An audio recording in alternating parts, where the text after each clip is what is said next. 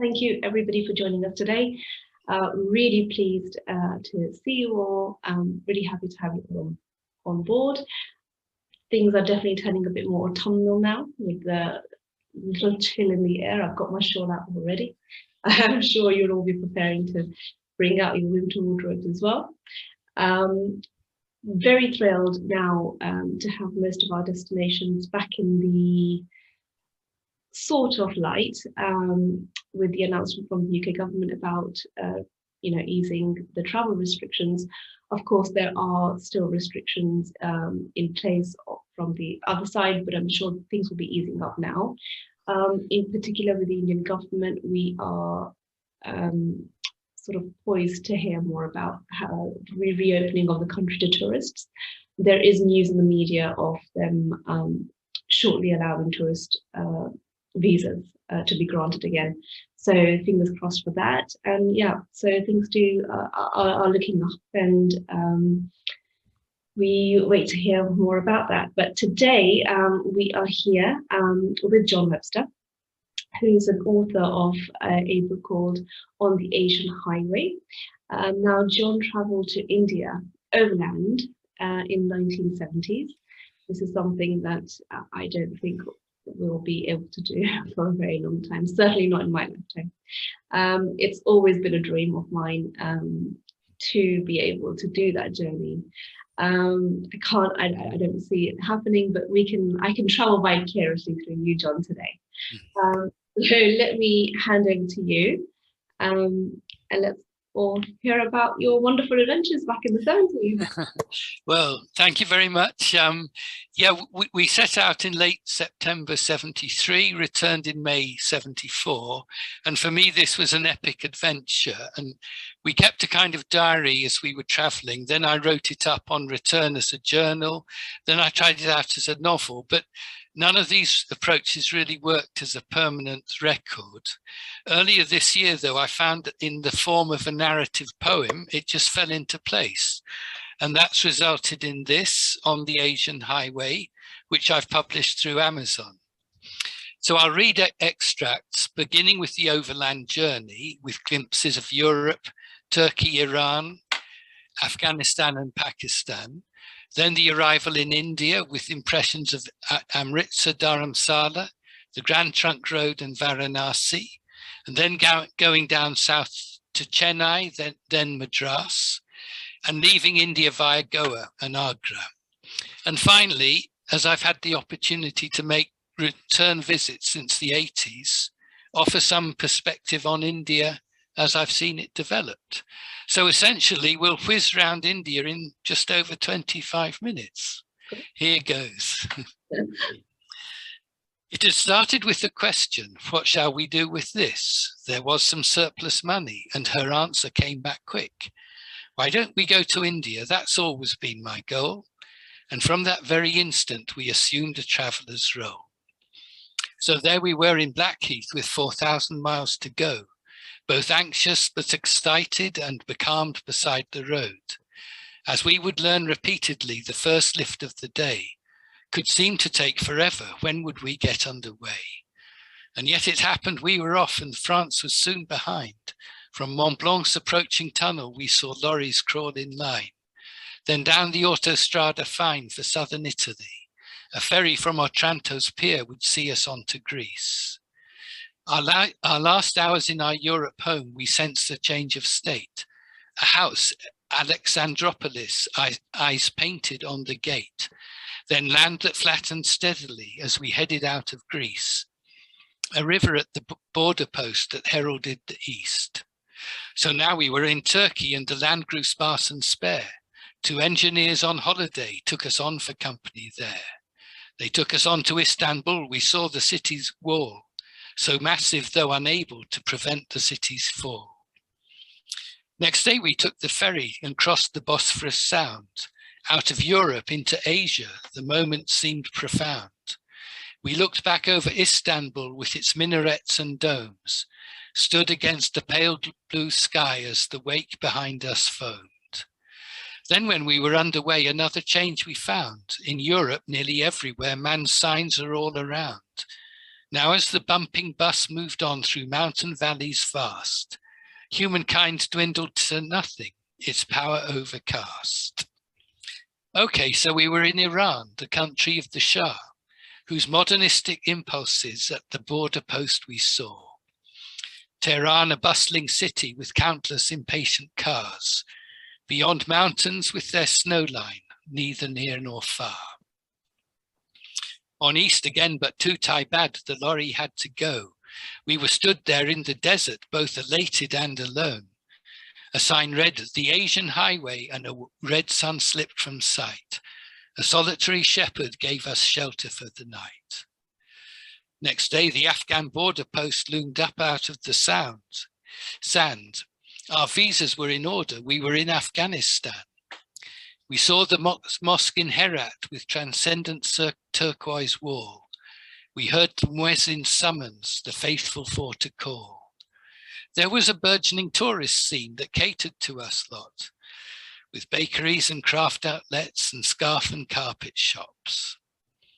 So that was the Herat that we saw. So on to Kandahar, a shiny road 350 miles with desert stretching far. In the distance, jagged mountains, sometimes a valley green. At night, the stars and moonlight were the clearest that I'd seen. And then to stroll in Kabul's street under the bright blue sky, with all its sights and sounds and the baker's strawberry pie. The cafes with their mint tea and with giant chessboards new, the crusted pots of yogurt and fresh baked naan breads too. Ahead, ahead the Khyber Pass of fame that snaked its rugged way, through an epic landscape where the Pashtun tribe holds sway. Its summit with the border post that signaled a new land. On a brightly painted lorry, we set off for Pakistan. From border post in Pakistan, we rolled on down the hill and found in crowded Peshawar a nice whitewashed hotel. Lahore one night and then a bus to the Indian border post at Wagah, where we there achieved the end we'd wanted most. To be in the land of India, for that we travelled long. The sight before us proved to us our instincts were not wrong. Under the bluest of blue skies, the golden cornfields swayed, while bunting touched by gentle winds in countless colours played. Amritsar, city of the Sikhs, alive with countless trades, we sat and watched a passing crowd, a fine wedding parade. And after pots with fireworks filled had sent up fiery plumes, boys would gaily rush at them and kick them without shoes. Next day, the Golden Temple, standing in its tranquil pool. Young bucks went by, a smiling and a joking to us too. That evening we were fed there in the Gurudwara fine. As volunteers approached us, we were all sat there in line. And rice and dal and vegetables and a nice chapati too, from buckets bright of stainless steel were dished out to the queue. A custom there for those who passed and of all faiths as well, who were like us out on the road and could for 3 days dwell. Aside a giant red-hot log under an iron dome, chapatis baked and stacked and then whisked off to dining room. Shining pots of rice and dal were gleaming by the side, as men and women toiled for us, our supper to provide. Feeling calmed and welcomed, we set off, objective clear, to reach Dharamsala in the hills. Now that was our idea. Next afternoon, we climbed Next afternoon, we climbed on up a half-made rocky trail. To our left, a deep incline where kites and eagles sailed. In our lungs, the fresh air scented by the pine trees green. White peaks up in the distance and against the blue sky seen. We stopped to take a rest, looked up and noticed on a branch a hunched eagle, magnificent, ignoring our advance. Finally, it had launched itself into the setting sun. Wing beats supremely effortless. In an instant, it was gone. It was up from Dharamsala that we now were on our way to the home of exiles from Tibet. Our steps were drawn that day. MacLeod Ganj, its pleasant name, and arriving after dark, We found a lodge and settled in, so glad our things to park. Next day, the smell of baking bread enticed at our bedside.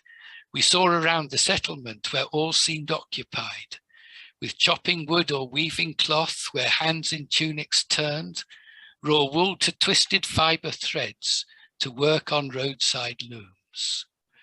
Gleaming cylinders of brass at the centre of the square, turned by locals as they passed to send out thoughts and prayers.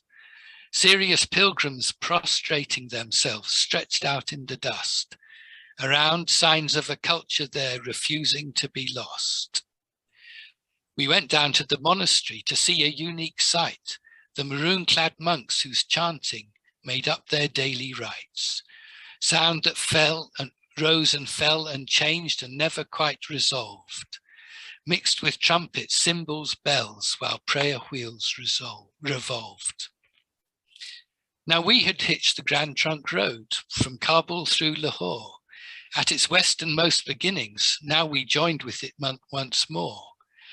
Its flow of life, of goods, of noise, all ruled by lorries loud, belching fumes in the hot air and scattering the crowds.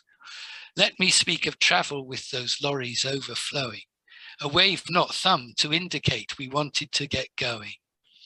Perceived determination seemed to be a winning ploy, and when one lumbered to a halt, it always brought great joy.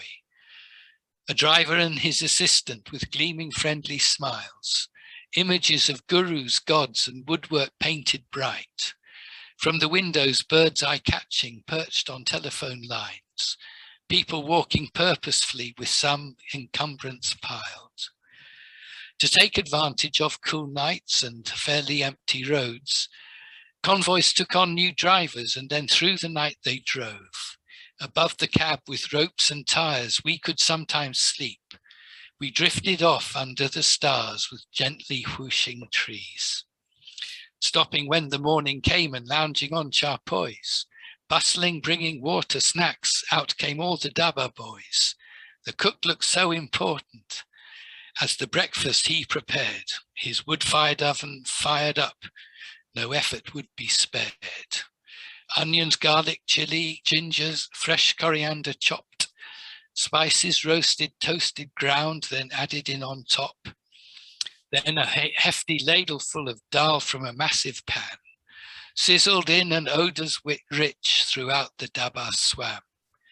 Another oven dough slapped in to bake chapatis, naan. A little snooze perhaps after that breakfast had gone down. Lolling on those charpoys shaded from the morning sun. Eventually the call, "Chalo, let's go," that is, would come. One dark night in December, we to Varanasi came. On the Ganges found a houseboat tethered on the waterway. In the morning from the rooftop by the granite-built north bank, we looked over the river to unoccupied mudflats. A giant iron railway bridge the river's width did span. Soon the river traffic built, each boat a task at hand. Pied kingfishers hovered close, waiting for their fish to spear, while black freshwater porpoises arose and disappeared. Walking then up the potholed banks to walk the narrow streets, avoiding water buffaloes that ran the walkways steep. Tantalizing sights and sounds assailed us thick and fast. From windows, shop fronts, courtyards, workshops, street shop scenes that we passed. Hardware shops with pots and pans there gleamed from front to back. Drapers' shops with coloured silks resplendently there stacked. Businessmen in dazzling white under Gandhi's sketch conferred. Cows ate placidly from stalls till the shopkeeper had words. Little boys and girls ran for the steaming dung that fell, formed it into patties and then pressed them to the wall, there to stay in hot sun dried and kept for cooking fire, while processions bearing shrouded dead moved down towards funeral pyres. Cremated by the Ganges to the elements returned, while living life so vivid around those tableaux burned. Sadhus worshipped Shiva, face paint, loincloths, dreadlocks wild. By river clothes were slapped on rocks and on the sandbanks dried. One morning we woke on the platform hard at Gorakhpur, waking up with others, hot sweet tea at the station stall. The train to Varanasi, in the same houseboat to stay.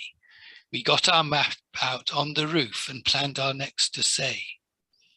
In the Ganges, Anne then washed her hair, an endeavour brave, for a dead cat floated by next thing, all bloated on the wave.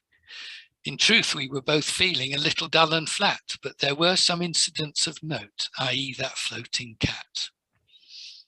Our plans debated, we thought we'd head for Orissa's coast, to Puri on its shoreline, and of which our guide did boast, which incidentally, by the way, was disintegrating fast, though great a cheap production which had not been made to last.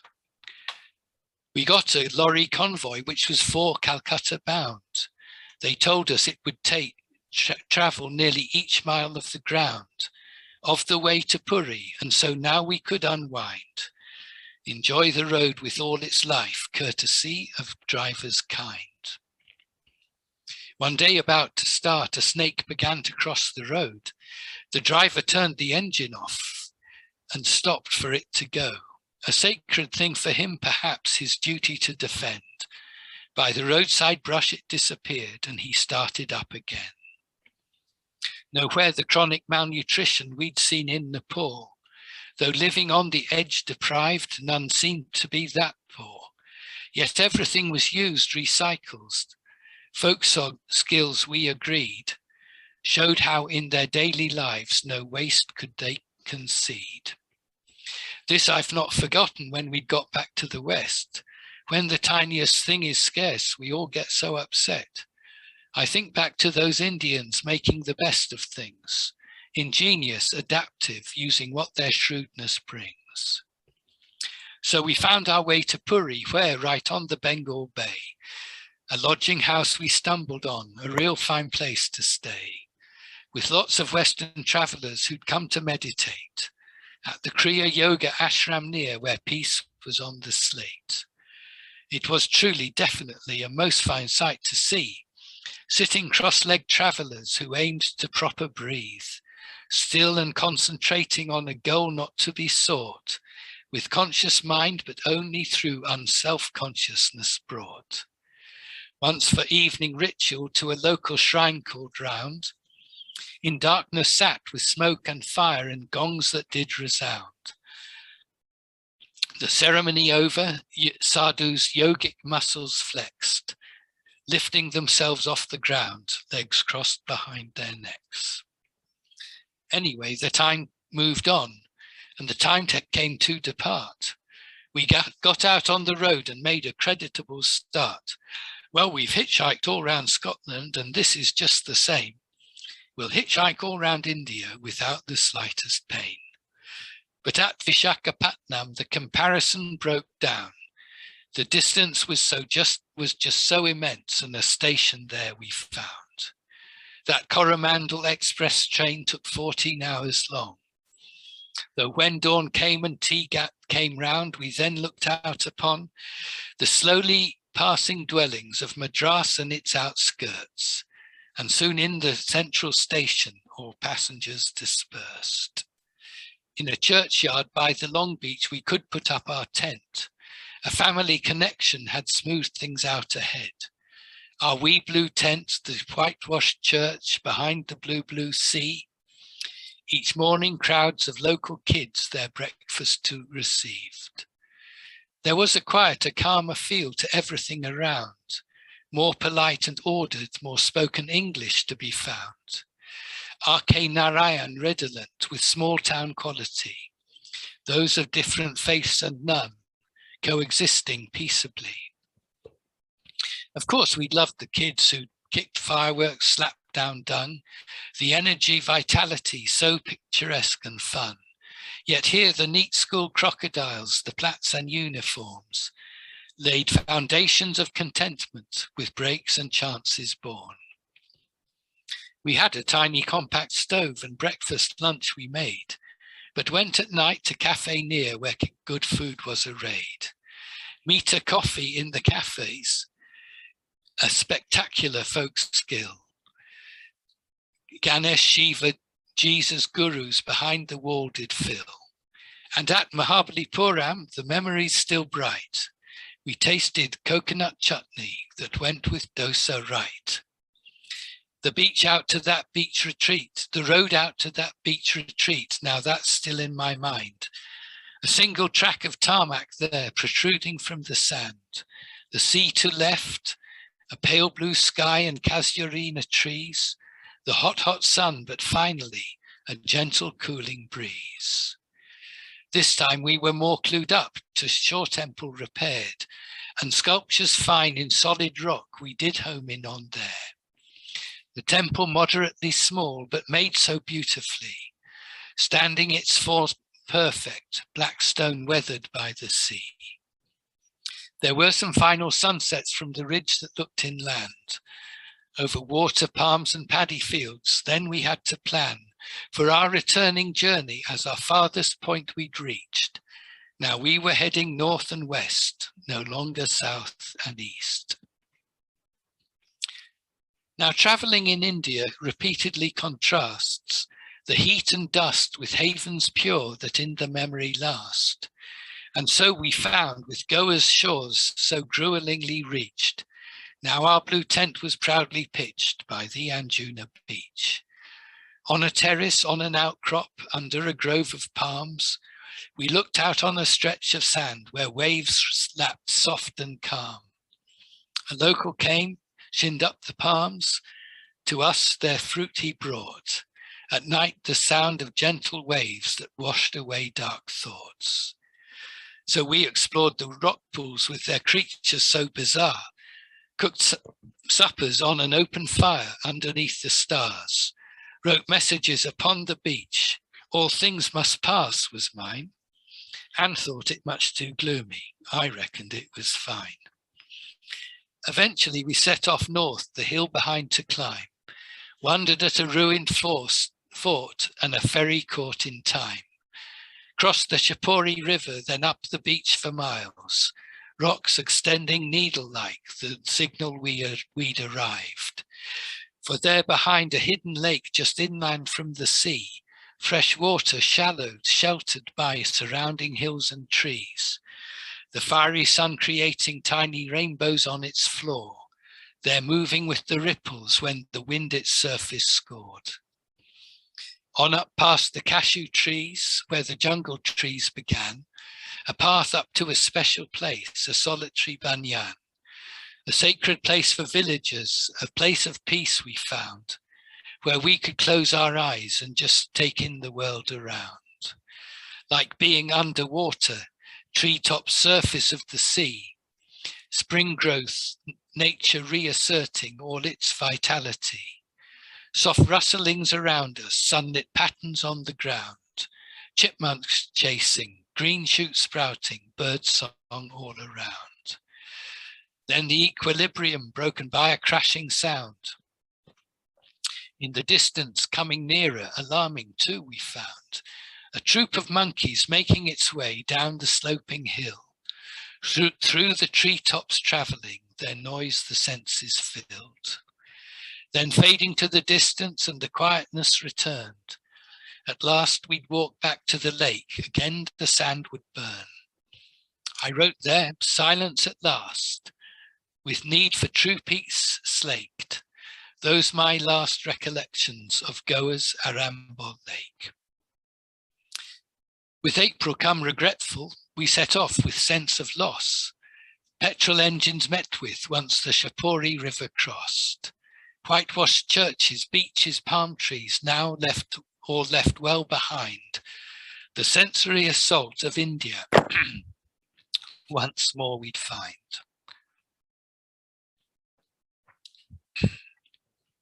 Through Bombay then we passed somehow, the northwards road to find. 1,000 kilometers plus, read one disheartening sign. To our destination Agra, it was our last sojourn. On the way out to the border, swan song before return. Mahabalipuram's shore temple, called lyric in stone, as a symphony in marble, Agra's glory could be known. As a monument to love and made in perfect symmetry, built to preserve a love existing just in memory. It was a moment when to weigh up India we tried, and making lists of sights and sounds which memory supplied, but also to anticipate the journey sure decreed. The cash in our possession did not £20 exceed. But one last image must be recalled as I sat in the town, in a forlorn slum area with rubbish tips around, scabby dogs and children poor and shacks with palm roofs low, that showed for sure that India still had so far to go. Afterthoughts. Our journey, somewhat indirectly, would then lead me to a marriage to a daughter of vibrant Tamil Nadu, who basically saved my life in more ways than 23 and welcomed me into her life and to her family. And since we've wed, of course, we've then to India returned. I've watched it change, develop, grow, take many twisting turns. And that has been a constant thing that works against the gloom. People taller, better fed, and slum dwellings cleared too. Now here a tale I'll tell you. 30 years to the day after we'd departed Agra, and I'd just sadly gazed on rubbish tips and children poor and shacks with palm roofs low, I left India once again, but this time thinking how the night before we'd been driven home through the Chennai streets in a new Mercedes, though not a sign of equity, yet demonstrated movement, progress, advance of a sort. The Triumph and the Ambassador were all that could be bought. When we'd made our journey and when those wistful dreams of advancement and potential had seemed capricious gleams, now something was a stirring sure, with headway being made, well-dressed young so confident on Independence Days. Of course, it's now not all like that and poverty remains, but the steady growth has carried on in my perspective plain. Machinery and industry, a bigger force than then. Schools imparting skills upon which sundry lands depend. With that, the hoopos by the road are now well hardly seen.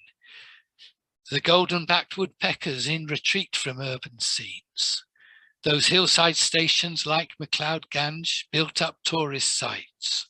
Arambol Lake in Goa now, which shops and restaurants blight. And yet, there's beauty in the lives that can expand. Through the livings that result, that I do understand. And places where one can simply write of silence at last will still be there in India, not consigned to the past.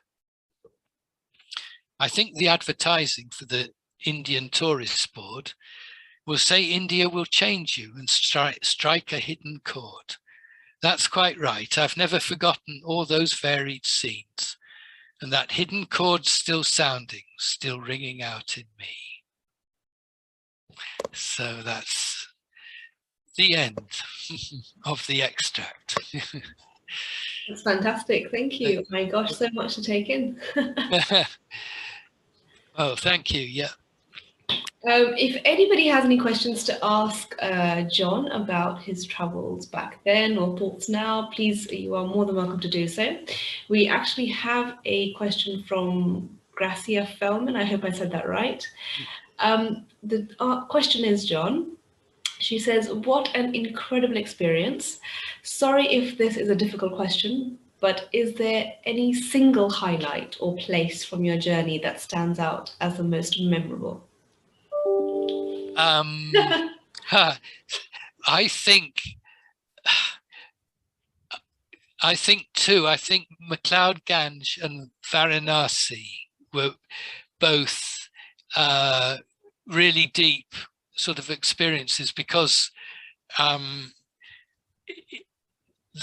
the cultures were so sort of intense and sort of clear, and it was amazing to be with the Tibetans in their exile, and to see how they worked.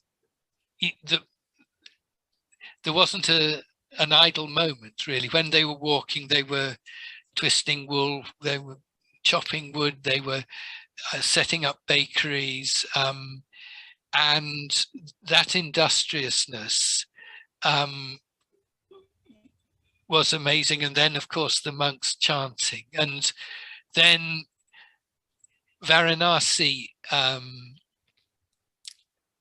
was incredible with the cremations and the sadhus, and I remember once when I was young, I think maybe 7 or 8, we went to France, and it all seemed very, very strange, you know, and they had these little traffic lights.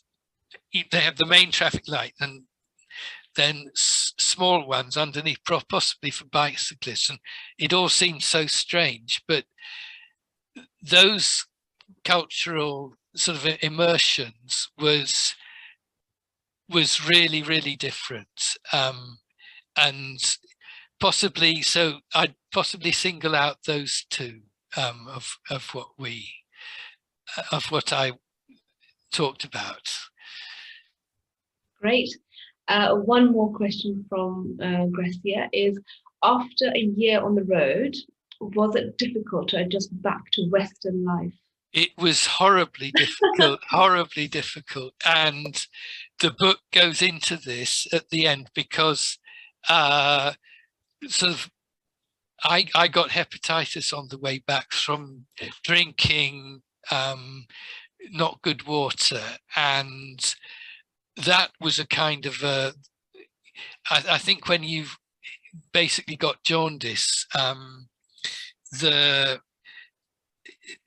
the impurities that the liver filters out they're still circulating around the body, so you get a mental depression, and so that took quite a time to clear. And then the very day we got back, we split up, so I was very thrown by that as well. But so it was a difficult readjustment, but I managed it, basically. It says, well, but I would make my way through it and find the other side, I think is the line. And so it was, and also you feel that there's a kind of an extra, you get an extra dose of reality out in India, something like that, where life is more on the edge, less cushioned than here. And so that was sort of strange to readjust to as well. So yes, it was horribly difficult, but it all happened in the end. It all worked out in the end. Great. Deborah asks, John, could you tell us a bit more about how that trip influenced your subsequent views on what happens in that region? Right, yes. Well, I think we had an incident in Pakistan which seemed very strange to me, when basically we were invited into a cafe and had a cup of tea. So all right, yeah, sure, because we were carrying heavy packs, and he basically propositioned Anne, but through me he got out a wad of notes and sort of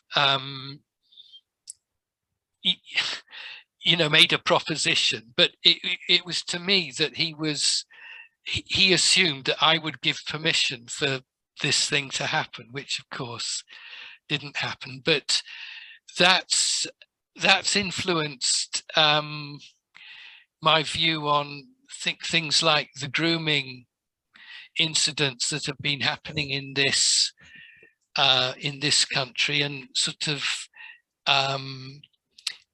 made me feel that people don't really understand the cultural background from where that's coming from, which was why they sort of let it happen in a way on creditable grounds, because they didn't want to have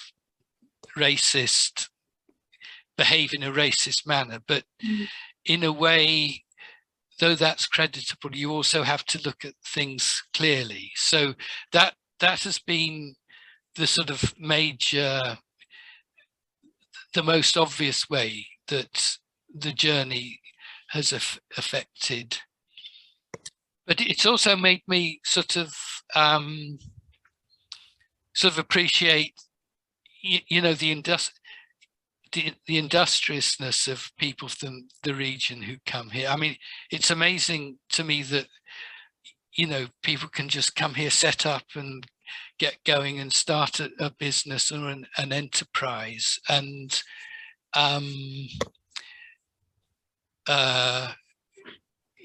so, and I understand where that's coming from. I mean, once in Chennai, we came back a different route from the airport, and it was an area where there are all these small enterprises, you know, sort of, you know, decal stickers for motorbikes, you know, incredible, you know, stuff from Kerala, all this, and they're all sort of packed in and they're all working away. And so that's definitely stayed with me as well. Thank you. Mark asks, the Orissa region of India around Puri, etc., has largely fallen off the tourist traveller route, which is a real shame. What other parts of India do you think deserve to be rediscovered? Well, let's see. What other parts? That's quite difficult. I mean, it goes into it a bit in the book, where we missed out on things. There's so much to see that you're always missing out on things. And we missed out on the Sun Temple at Konarak, and also Bodh Gaya. We passed through Bodh Gaya, but I think the deep south is fantastic. Ellora, we never got there, but that's somewhere I'd like to go. Yes, I find that difficult to answer, to be honest. Sorry if I haven't, but I was glad to give that picture of Puri, because that's quite a very interesting place, and in a way in the sort of Hindu heartlands. And it was amazing to be in that shrine, and for a sort of a session of evening ritual, and then these sadhus got up on their hands and crossed their legs behind their necks, which was extraordinary. I've never seen that since. Sure. I mean, you spent about 2 months getting to India. I think a lifetime traveling around India, and you'll still miss a couple of things. Yes. I blame you. I don't blame you. Right. Angie Paulicki, I hope I said that right. She asks, did you ever consider living in India? Permanently? I didn't actually, no, but I've married someone from Tamil Nadu now, so we go back quite often, once a year, and so and I always enjoy that. I sort of read the papers and pick up on the politics, and I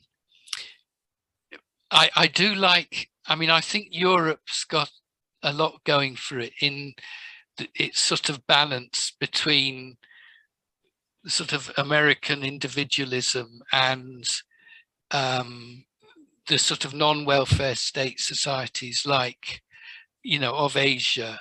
And so I'm pretty happy in Europe, to be honest. I suppose if I did go back to live it, somewhere like MacLeod Ganj would be a nice place to live.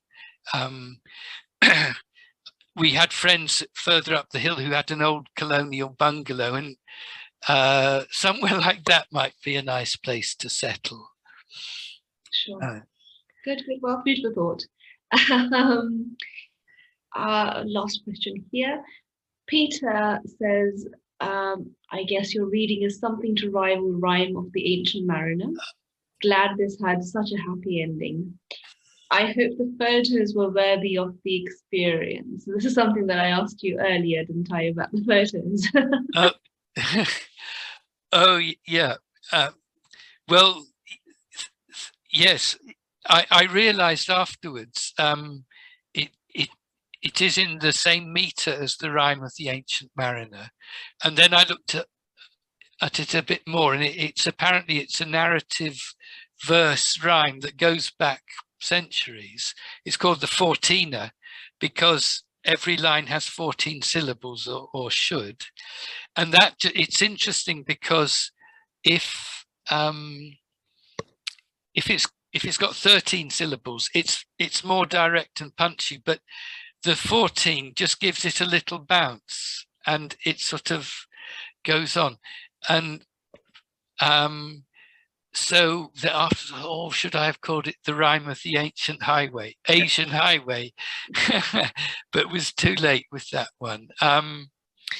But it's been very interesting working with rhyme, and after writing it, I sort of went back and spent about 3 months revising it, trying to get the stresses and the syllables right, because it's not enough just to have 14 syllables. The kind of stresses within it have to be right as well.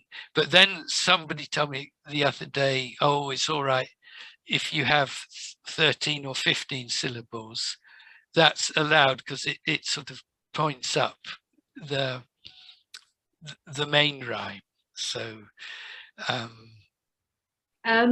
Peter also asks, have you done the Karakoram Highway? No, I haven't. I've read a book about it, which I've forgotten. That's the Silk Road, isn't it? Yes. Yes. Yeah. No, I haven't. My brother-in-law has, though. I can boast that. And obviously, Peshawar, Khyber Pass, everything, all of that will be completely out of bounds now. Yes. Yes, that's right. I noticed Dominic Raab the other day was up on that Pakistan border post that I mentioned and surveying downwards, but it's wild. But we actually hitchhiked that, and it sort of says in the poem that we felt quite safe because the driver and his assistant would kind of take you on and take care of you, and you were their guests, and they would be your kind of protectors and helpers. And there's that tradition of hospitality, which is another aspect of that region, which is very admirable. Fantastic. If you had to do it all over again, yeah. What would we do differently? For me. Sorry, could you repeat that? If you had to do it all over again, what would you do? I think we would have flown home from Agra. Yes, because yeah, it was quite a difficult journey, and going through Baluchistan, etc. But I'm glad that we did go overland, because we could see it all sort of unwind and unroll, and the changes to culture and landscape. So so if possible, that would be fun, but I would now do it by bus or train exclusively, not the hitchhiking. Sure, fantastic. Thank you so much for that. I don't think we have any further questions. I've asked all I had to ask. A couple of people have asked about visa for requirements to travel to India now. So those rules are vaguely something, not vaguely, but generally, if you've had your 2 vaccinations, you are able to travel without PCR testing. As I mentioned before about the visas for India, they are looking to restart them. So probably in the next 10 days or something, we should have some movement on that. I know the Indian government are planning to sort of issue about a few thousand visas free of cost, just to try and help the industry going. So that news will come out fairly soon, and we'll be pleased to share that with everybody who's asked. I don't think we have any more questions for you. John, thank you so much for taking out the time, and that was a wonderful reading. Many of our listeners today have commented that they have really enjoyed that, as have I. Thank you so much for sparing your time. Thank you everyone for joining us today, and we hope to update you soon on further webinars. You'll get the information as usual through our Facebook, Twitter, Instagram, or our e-shops. I know many people here, that's how they've come through. So thank you so much. Thank you, John. Well, thank you very much for hosting this. That's been real fun, and yeah, it's been lovely. Thank you. Thank you all.